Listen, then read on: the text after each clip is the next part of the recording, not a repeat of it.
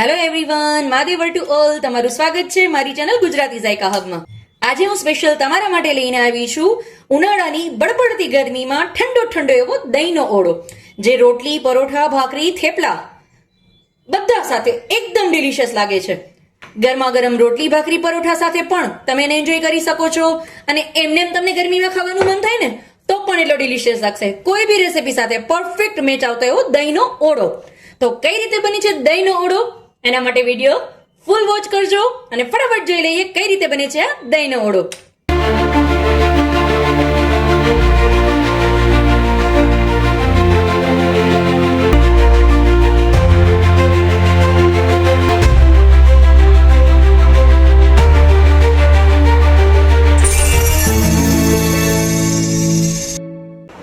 દહીંનો ઓળો બનાવવા માટે સૌથી પહેલા આ રીતનું એક મીડિયમ સાઈઝનું મેં રીંગણું લઈ લીધું છે, જેને ફરતી સાઈડ હું આ રીતે કાપા મૂકી લઈશ.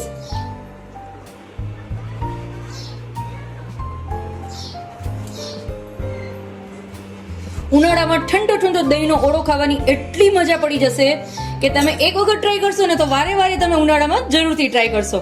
આ રીતે કાપા મૂકી લીધા છે મેં રીંગણાની અંદર. આ રીંગણાને આપણે એકદમ સરસ બધી સાઈડથી ફરતું ફેરવતા જશું ને એકદમ સરસ શેકી લેશું. અને રીંગણાને શેકતા પહેલા ફરતું એને ઓઇલથી ગ્રીસ કરી લેજો, નહીં તો શું થશે કે એની જે સ્કીન છે ઉપરની જે એની છાલ છે એ ઇઝીલી રિમૂવ નહીં થઈ શકાય ગયા પછી. એટલા માટે પહેલા એને ઓઇલથી એકદમ સરસ ગ્રીસ કરી લેજો. જો એકદમ સરસ મારું રીંગણું છે એ શેકાઈને રેડી છે.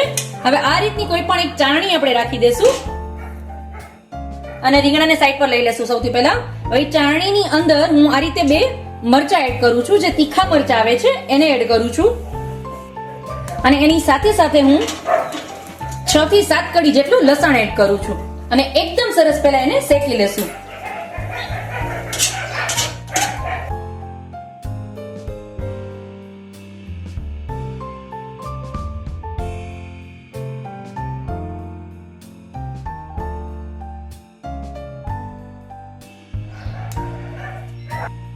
જોઈ લો ફ્રેન્ડ્સ, મારા મરચા અને લસણ બંને છે એ એકદમ સરસ શેકાઈ ગયું છે.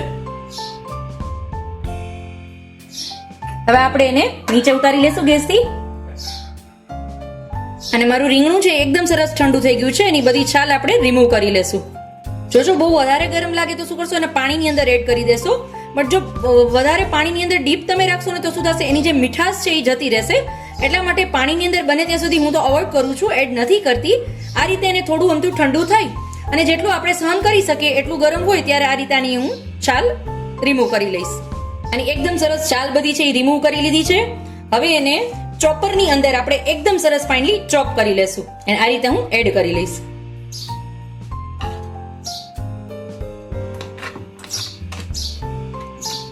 અને જે મારું મરચું ને મેં શેકી લીધેલું હતું એને પણ ચોપરની અંદર એડ કરી લેશું.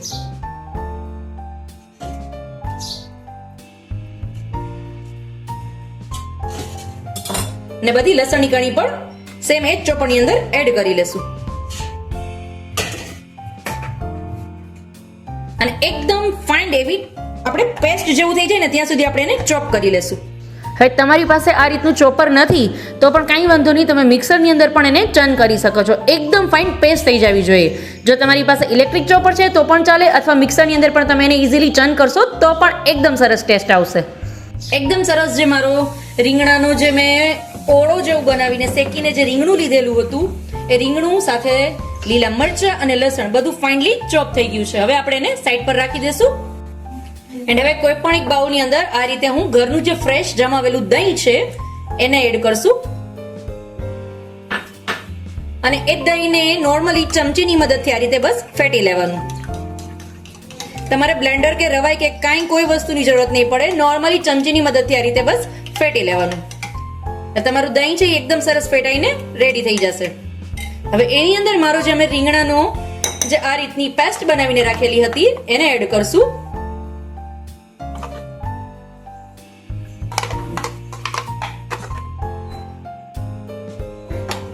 ને એકદમ સરસ મિક્સ કરી લેવાનું ચમચીની મદદથી, બસ આ જ રીતે.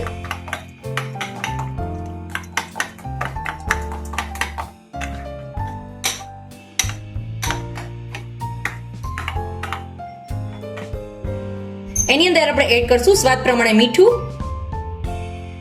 અને અડધી ચમચી જેટલું શેકેલું જીરું અને એકદમ સરસ આપણે એને મિક્સ કરી લેશું.